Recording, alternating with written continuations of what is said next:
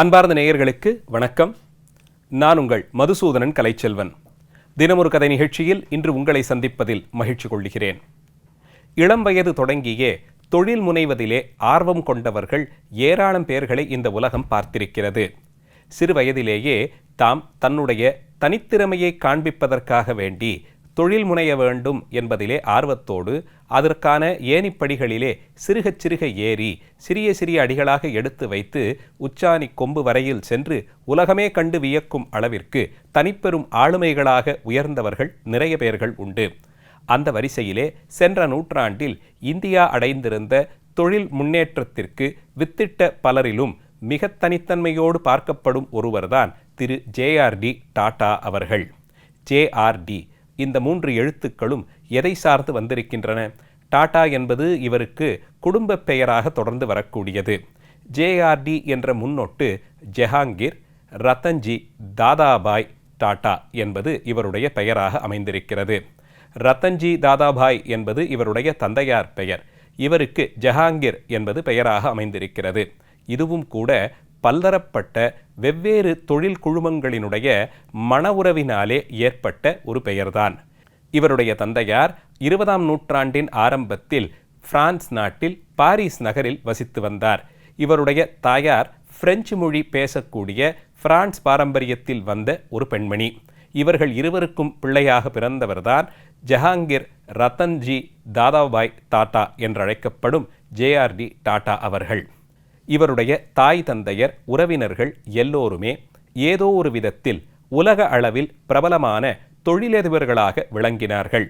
இவருடைய குடும்ப பாரம்பரியம் பிரபலமாக இருந்த தொழிலதிபர்களோடேயே மன உறவு கொண்டு வருவதினாலே இவர்கள் சாதி மதம் முதலியவற்றையெல்லாம் கடந்து தொழிலதிபர்கள் என்ற நிலையிலேயே ஒன்றிணைந்தவர்கள்.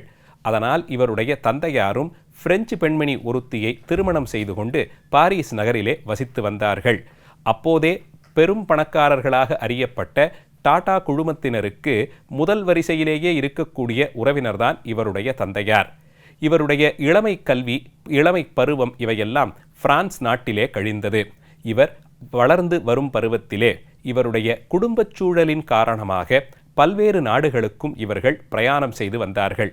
இவருடைய தந்தையார் இந்தியாவிற்கு வந்து டாடா குழுமத்திலே பணியில் சேர்ந்தபோது பிரான்சிலிருந்து தங்களுடைய குடும்பத்தை இங்கிலாந்து நகரிற்கு அழைத்து வந்திருந்தார்.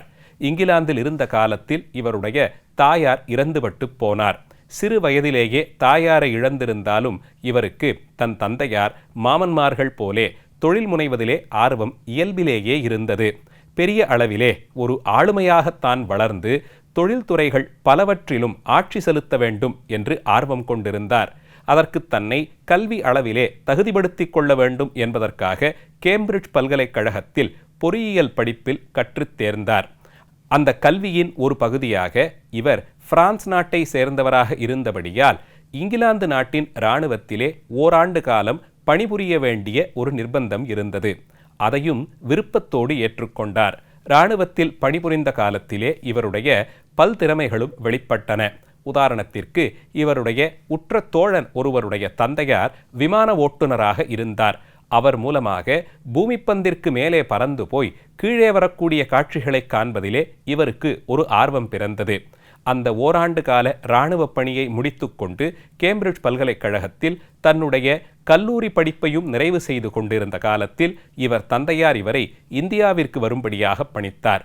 இந்தியா வந்த அவர் சிறு வயதிலேயே டாடா குழுமத்திலே தன்னை இணைத்து கொண்டார். சிறுக சிறுக வளர்ந்து 34 வயது அடைந்திருந்த போதே ஒருங்கிணைந்த டாடா குழுமத்தின் தலைமை பொறுப்பு இவரை வந்து அடைந்தது. தொழிலாளிகளுடைய நலம்தான் அந்த தொழில்துறையின் வளர்ச்சிக்கு காரணமாக அமையும் என்பதிலே ஆர்வம் கொண்டிருந்தார். அதையே தன்னுடைய கோட்பாடாகவும் கொண்டிருந்தார். சிறுகச் சிறுக தொழில் வளர்ச்சிக்காக தொழிலாளர்களுடைய நலம் பேணுதல் அடிப்படை காரணமாக அமைந்திருப்பதையும் அறிந்து கொண்டார். மிகவும் வித்தியாசமான பல்வேறு கோட்பாடுகளை டாடாவினுடைய ஒவ்வொரு குழுமமும் முன்மொழிந்தது. அதன் ஒரு பகுதியாக டாடா இரும்பு உருக்காலைகளினுடைய குழுமம் ஒரு பணியாளர் அவருடைய பணி நேரத்தை வீட்டிலிருந்து புறப்படுவதிலிருந்தே கணக்கில் கொள்ளும்படியாக ஒரு விதியை கொண்டு வந்தது. காலையில் வீட்டிலிருந்து பணிமனைக்கு புறப்பட்டு வருவதிலிருந்து அவருடைய பணி நேரமாக கணக்கு கொள்ளப்பட்டது. அதேபோல் மாலை நேரத்தில் மீண்டும் அவர் வீட்டிற்கு சென்று சேரும் வரையிலுமான காலம் பணிக்கான காலமாக கணக்கிடப்பட்டது. அதனால் அவர் வீட்டிலிருந்து பணிமனைக்கு வந்து மீண்டும் திரும்பிச் செல்லும் வழியிலே அவருக்கு ஏதாவது விபத்து ஏற்பட்டால் அது பணி செய்து கொண்டிருந்த போது ஏற்பட்ட விபத்தாக கருத்தில் கொள்ளப்பட்டது. இதுபோன்ற புரட்சிகள் எல்லாம் பெரிய அளவிலே தொழிலாளர்களிடம் வரவேற்பை பெற்றது. தொழிலாளர்களுக்கான ஆயுள் காப்பீடு, விபத்து நேர்ந்தால் அதற்கான நஷ்ட ஈடு, அந்த இழப்பீடு தொகையை விரைந்து வழங்குவது, அவர்கள் மனைவி மக்களுக்கான மருத்துவ காப்பீடு, குழந்தைகளுக்கான கல்வி செலவு என்று இவர் சிறுக சிறுக தொழிலாளிகள் நலம் பேணியே தன்னுடைய தொழிற்சாலைகளை வளர்த்து கொண்டார் என்பதை வரலாறு ஆவணப்படுத்தி வைத்திருக்கிறது. 1930களிலேயே இவர் டாடா ஏர்லைன்ஸ் என்ற பெயரிலே விமானப்பணி ஒன்றை தொடங்கினார். இது இந்தியாவின் தன்னிறைவு பெற்ற மக்களுக்கான முதல் விமான சேவை.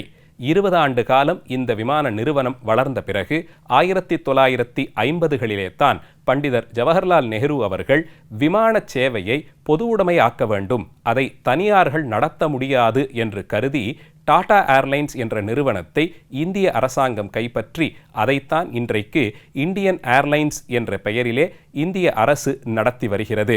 இதற்காக பல ஆண்டுகள் தொடர்ந்து போராடி, ஆனால் அந்த முயற்சியிலே தோற்றுப்போனார் திரு ஜே.ஆர்.டி. டாடா அவர்கள். 1970களிலேயே கணினி குறித்த ஒரு விழிப்புணர்வு உலக நாடுகளில் ஏற்படத் தொடங்கியிருந்தது. அமெரிக்கா போன்ற வல்லரசு நாடுகள் அவர்களுடைய ஆராய்ச்சிக்காகவும் ஆட்சிக்கும் கணினியை முக்கியமாக நம்பியிருந்தார்கள். அதிலே டாடா அவர்களும் ஆர்வம் காட்டினார். அதனுடைய ஒரு வெளிப்பாடாகத்தான் டாடா கம்ப்யூட்டர் சர்வீசஸ் என்ற அமைப்பு 1960களின் இறுதியிலே தொடங்கப்பட்டது. அதுதான் இன்று வளர்ந்து டாடா கன்சல்டன்சி சர்வீசஸ் என்ற பெயரிலே மிக முக்கியமான கணிதத்துறை சார்ந்த ஒரு நிறுவனமாக இந்திய அளவு என்பதை கடந்து உலக அளவிலே அறியப்படுகிறது. இவருடைய ஆர்வம் இந்தியாவினுடைய வளர்ச்சிக்கு வித்திடுவது போலே இருந்ததால் இந்தியாவின் அரசியல் தலைவர்கள் பலரும் இவரோடு நெருங்கி பழகி வந்தார்கள். இவருக்கு முன்பாகவே ஜம்ஷெட்பூர் என்ற அந்த நகரம் டாடா குழுமத்தாலே பெரிய அளவில் வளர்ச்சியடைந்து ஐக்கிய நாடுகளின் சபையைச் சேர்ந்தவர்கள் கூட வந்து பார்த்து அந்த நகரம் தொழில் நகரமாக இருந்தாலும் அதனுடைய சுகாதாரம், மக்களுக்கான கல்வி, மருத்துவ வசதிகள் இவையெல்லாம் தன்னிறைவு அடைந்திருப்பதை 1980களின் இறுதியிலே இவர் தலைமையின் கீழ் அது இன்னும் பிரபலமடைந்திருந்ததையும் பார்த்து கொண்டாடினார்கள். விமானம் ஓட்டுவது, புதிதாக வண்டி 4 சக்கர வண்டிகள் வாங்கி மகிழுந்துகளை ஓட்டி பழகுவது, இதிலெல்லாம் இவர் ஆர்வம் காண்பித்து வந்தார். இவருக்கு சமயச்சார்பு என்பதிலே சிறு குழப்பம் இருந்ததை தன்னுடைய பேச்சுக்களிலும் எழுத்துக்கள் மூலமும் வெளிப்படுத்தியிருக்கிறார். இறைவன் என்ற ஒரு தத்துவம் இருக்கா இல்லையா என்பதை என்னால் உணர முடியவில்லை என்று கூறி வந்தார். இவருடைய தந்தையார் பார்சி பாரம்பரியத்தில் வந்தவர். அவர்கள் கொண்டிருந்த பல்வேறு மதச் சடங்குகளிலே தனக்கு நம்பிக்கை இல்லை என்பதை இவர் வெளிப்படையாகவே பேசியிருக்கிறார். இவருடைய தாயாரோ பிரெஞ்சு பாரம்பரியத்தில் வந்திருந்தாலும் அவர் ஜொராஸ்ட்ரியன் சமயத்தை தழுவியிருந்தார். அவருடைய மகன் இப்படி சமயப்பற்றில்லாமல் இருக்கக்கூடிய இளமை பருவத்தை குறித்து இவர் தாயார் வருந்தி இருப்பதையும் அறிய முடிகிறது. பார்சி சமய கோட்பாடுகளிலேயே நல்ல எண்ணங்கள், நல்ல சொற்கள், நல்ல செயல் என்ற இந்த 3ஐயும் வலியுறுத்தக்கூடிய கோட்பாடுதான் தனக்கு பிடித்ததாக இருப்பதை திரு ஜே.ஆர்.டி. டாடா அவர்கள் வெளிப்படையாகவே பதிவு செய்திருக்கிறார். புகைப்படக் கருவிகள், மகிழுந்துகள் இவற்றை தான் வாங்கி அவற்றை பயன்படுத்தி பார்ப்பதிலே இவருக்கு தனிவிதமான ஒரு ஆர்வம் இருந்தது. அதற்காக வேண்டி இவர் நிறைய நாடுகளுக்கு பயணம் செய்து அந்தந்த நாடுகளிலே அவ்வப்போது பிரபலமாக வெளிவந்த புகைப்படக் கருவிகள், மகிழுந்துகளை வாங்கி வந்து இந்தியாவில் அவற்றையெல்லாம் பயன்படுத்தியும் பார்த்தார். பல நேரங்களில் உலக அளவில் முதலில் அறிமுகப்படுத்தப்பட்ட மகிழுந்துகள் இந்தியாவிற்கு வந்தது இவர் மூலமாகத்தான் என்று சொன்னால் அது மிகையில்லை. தொழிலாளிகளோடு அமர்ந்து பேசுவதிலே இவருக்கு ஒரு ஆர்வம் இருந்தது. அவர்களுக்கான தேவையை அவர்களிடமிருந்தே கண்டறிவதுதான் தலைமை பண்புக்கு பொருத்தமாயிருக்கும் என்று கருதினார். நமக்கும் தொழிலாளிக்கும் நடுவே இடைத்தரகர்களாக இருப்பவர்களை ஒரு காலத்திலும் நம்பக்கூடாது என்ற கோட்பாடு கொண்டிருந்தார். தொழிலாளர் நலச்சங்கங்களை வளர்ப்பதில், ஊக்குவிப்பதில் இவர் முனைப்பு காண்பித்தார். அதிலே தலைமை பொறுப்பில் இருப்பவர்கள் சிலரும் உறுப்பினர்களாக இருந்து தொழிலாளிகளோடு சேர்ந்து அவர்கள் நலனுக்காக பேச வேண்டும் என்று இவர் ஆர்வம் காண்பித்தார். அதனால் பல நேரங்களிலும் தொழிற்சங்க கூட்டங்களில் தானே கலந்து கொண்டும் அவர்களுடைய நிறை குறைகளை கேட்டறிந்தும் அதிலே இருக்கக்கூடிய நியாயங்களை எடுத்து பேசியும் சீர்தூக்கி பார்த்து சில நேரங்களில் அவர்களுக்கு விளக்கமளித்தும் பல நேரங்களில் அவர்களிடமிருந்து விளக்கங்களை பெற்றுக்கொண்டும் சென்றதாலே இன்றைக்கு டாடா நிறுவனம் உலக அளவிலே பிரபலமான ஒன்றாக வளர்ந்திருக்கிறது. இன்றைய காலகட்டத்தில் அந்த நிறுவனம் அடைந்திருக்கக்கூடிய வெற்றிகளுக்கெல்லாம் வித்திட்டவராகவே திரு JRD டாடா அவர்கள் பார்க்கப்படுகிறார். இந்திய அரசாங்கம் இவருடைய பங்களிப்பை பாராட்டும் விதமாக பத்மபூஷன், பத்ம விபூஷன் முதலிய விருதுகளை கொடுத்து இவரை கௌரவித்திருப்பதை பார்க்க முடிகிறது. பல நேரங்களிலும் படிப்பதை, நூல்களை வாசித்து தெளிவு பெறுவதிலே ஆர்வம் கொண்டிருந்தார். இத்தனை பணிச்சுமைக்கும் நடுவே இசையில் ஆர்வமும் வாசிப்பில் ஆர்வமும் கொண்டிருந்தார். தன்னிடையே இவர் பல ஆயிரம் நூல்கள் கொண்ட நூலகத்தை வைத்திருந்ததும் அதிலிருந்து பல நூல்களை தானே படித்து தேர்ந்ததையும் அதிலே அடிக்குறிப்பு வைத்திருப்பதையும் நாம் அறிந்து கொள்ள முடிகிறது. ஓய்வு பெற வேண்டிய காலம் வந்தபோது அதை தானே ஏற்றுக்கொண்டு மரணம் என்ற ஒன்றை நாம் அழகாகச் சென்று தழுவிக்கொள்ள வேண்டும் என்று கருதி வந்தார். அதன்படி 80 வயது ஆனபோது தான் தாங்கி வந்த அத்தனை தலைமை பொறுப்புகளையும் அடுத்தடுத்த வாரிசுகளிலே அடுத்த தலைமுறையினரிடையே தகுதி வாய்ந்தவர்களுக்கு அவற்றையெல்லாம் சரியாக பிரித்து கொடுத்து தான் ஓய்வும் அடைந்தார். தனக்கு மிகவும் விருப்பமான பல்வேறு நாடுகளுக்கும் சுற்றுப்பயணம் சென்று வந்த இவர் தன்னுடைய இறுதி காலத்தை சுவிட்சர்லாந்து நாட்டிலே ஜெனீவா நகரில் கழிக்க விரும்பினார். அங்கே சென்று வசித்த இவர் வயோதிகத்தின் காரணமாக இறந்துபட்டு போனார்.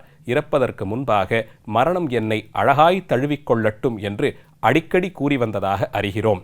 இவருடைய பங்களிப்பு இன்று வரையில் இந்தியாவிலே பல லட்சம் குடும்பங்கள் முன்னேறுவதற்கான வாய்ப்பளித்தது என்று கூறினால் அது மிகையில்லை. பல்வேறு துறைகளிலும் தலைமை பண்பை கொண்டு அவற்றிலெல்லாம் அதனுடைய ஆதாரமாக விளங்கக்கூடியது தொழிலாளர்களுடைய பங்களிப்பு தான் என்பதை உணர்ந்து அந்தந்த துறைக்கு தகுதியாக அவர்களுக்கு செய்ய வேண்டியவற்றை செய்து கொடுத்து இன்று டாடா குழுமம் உலகளவிலே பெருமையடைந்திருப்பதற்கு காரணமாக விளங்கினார் ஜஹாங்கீர் ரத்தன்ஜி தாதாபாய் டாடா அவர்கள். அவருடைய சிறப்புகளை இன்றைய தினம் சிந்தித்தோம். நாளைய தினம் மீண்டும் ஒரு கதையோடு உங்களை சந்திக்கிறேன். நன்றி, வணக்கம்.